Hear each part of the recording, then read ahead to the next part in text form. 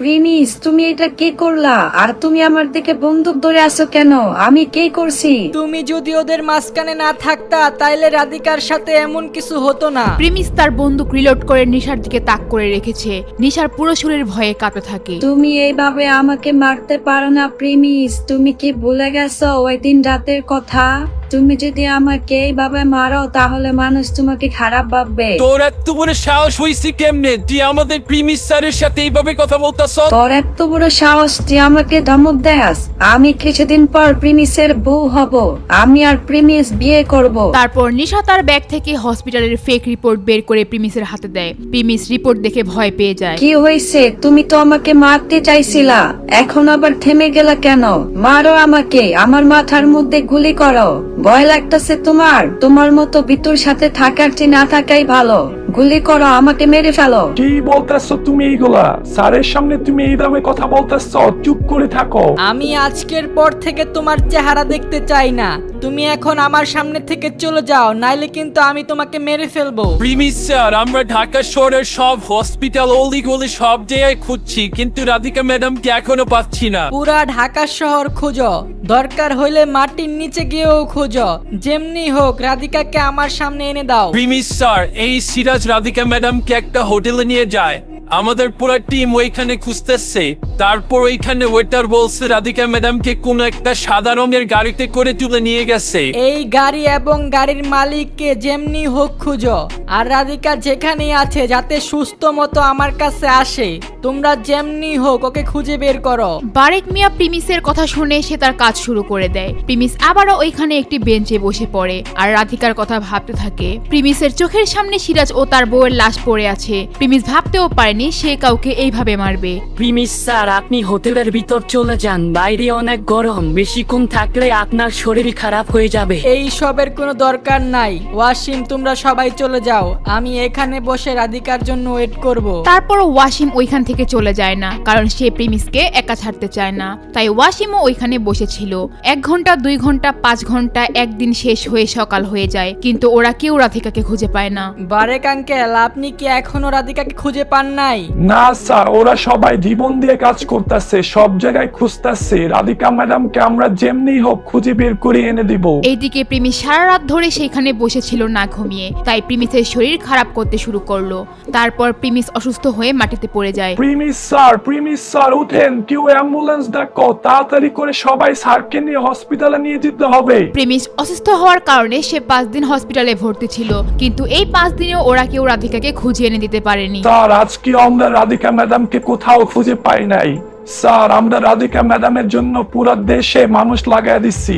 আমার মনে হয় তাড়াতাড়ি রাধিকা ম্যাডামকে আমরা খুঁজে পেয়ে যাব।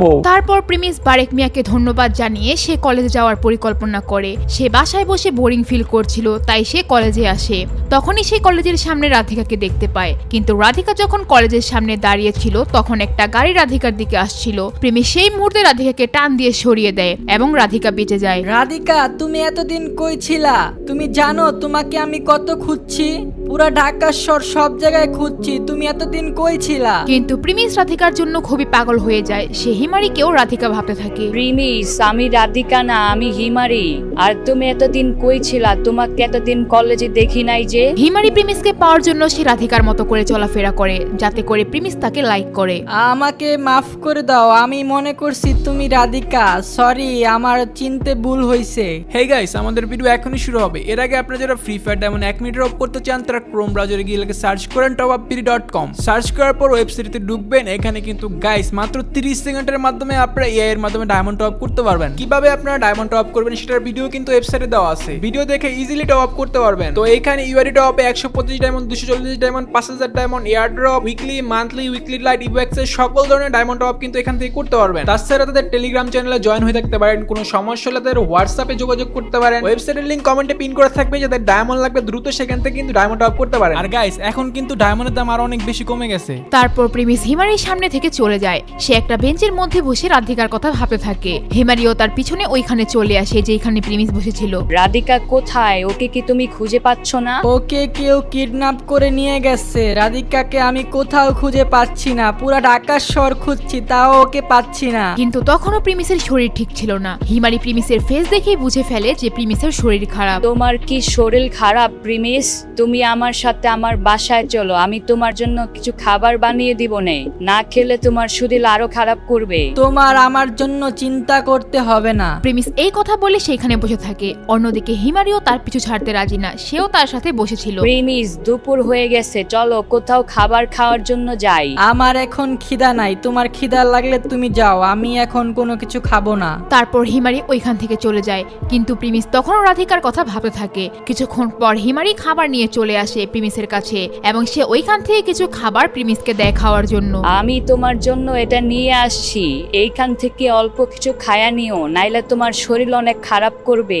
এমনিতেই তোমার শরীর এখন খারাপ, অল্প কিছু খাবার খায়া নাও। আমি তোমাকে বললাম না আমার এখন খিদা লাগে নাই?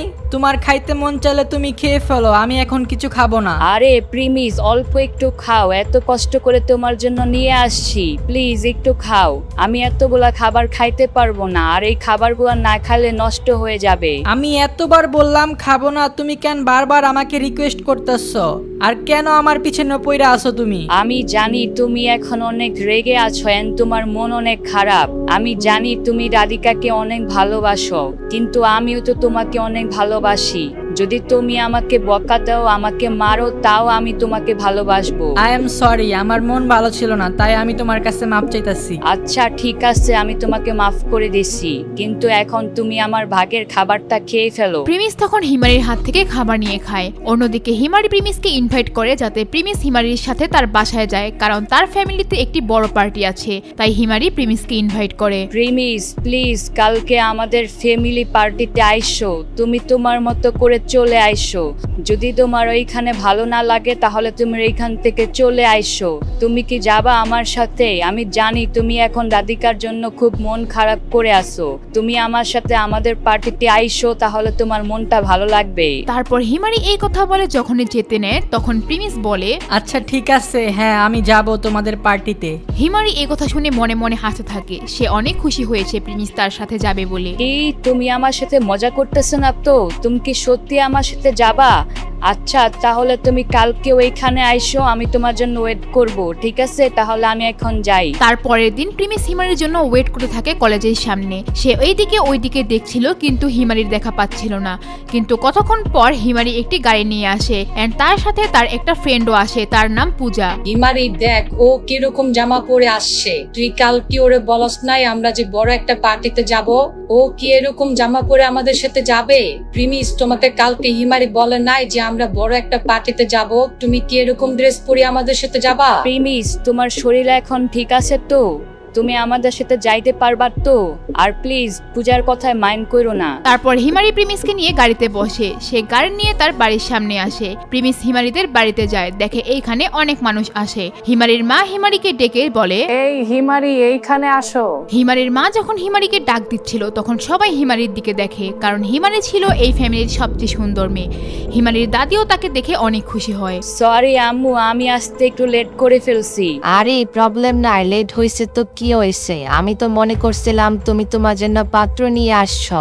না না দাদি, ওরকম কিছু না। তারপর হিমারি পূজা আর প্রিমিসকে ডাক দেয় তার দাদির সাথে পরিচয় করানোর জন্য। হিমারি এই ছেলে কে? আর ও এরকম ড্রেস পরে আসছে কেন? মানুষ ওর দিকে তাকায় হাসতেছে দেখো। হিমারও কিছু বলবে তার আগেই পূজা বলতে শুরু করে, দাদি ও হচ্ছে আমাদের কলেজের একটা গরিব ছেলে, বেচারা ভালো করে খাবার খাইতে পারে না, তাই হিমারি ওর সাথে পার্টিতে নিয়ে আসছে। ও আচ্ছা, তাহলে তো ভালো করছো, ওকে নিয়ে আসছো। কিন্তু তখন এইখানে উপস্থিত কিছু মানুষ একজন আরেকজনের সাথে বলতে থাকে, দেখছো ওর কাপড় দেখে মনে হয় ও বস্তিতে থাকে, ওর আজকে ভাগ্য ভালো, আজকে ও পেট ভরে খাবার খেতে পারবে। দাদি পূজার কথায় কিছু মনে করো না, ও আমার বয়ফ্রেন্ড। হিমারি তুমি এটা কি বলতেছো? এই গরিব ছেলে তোমার বয়ফ্রেন্ড? তুমি কি আমার সাথে মজা করতেছো? হ্যাঁ সত্যি, ও আমার বয়ফ্রেন্ড আর ওর নাম হচ্ছে প্রিমিস। আজকের পর থেকে তুমি আর এই ছেলের সাথে মিশবা না। এখন এখন আমাদের ফ্যামিলির পার্টি শুরু হবে, তুমি এই ছেলেকে বলো এখান থেকে খাবার খেয়ে যেন তাড়াতাড়ি চলে যায়। কিন্তু দাদি আমি তো ওকে অনেক পছন্দ করি। কি হবে গাইস নেক্সট পার্ট কিন্তু অনেক বেশি ইন্টারেস্টিং হতে যাচ্ছে। তো গাইস নেক্সট পার্টের জন্য ওয়েট করতে থাকেন অ্যান্ড খুব শীঘ্রই আমাদের পার্টটা শেষ হবে 100টা পার্ট হলে। তো আজকে এই পর্যন্তই, সব ভালো থাকবেন, সুস্থ থাকবেন, আল্লাহ হাফিজ।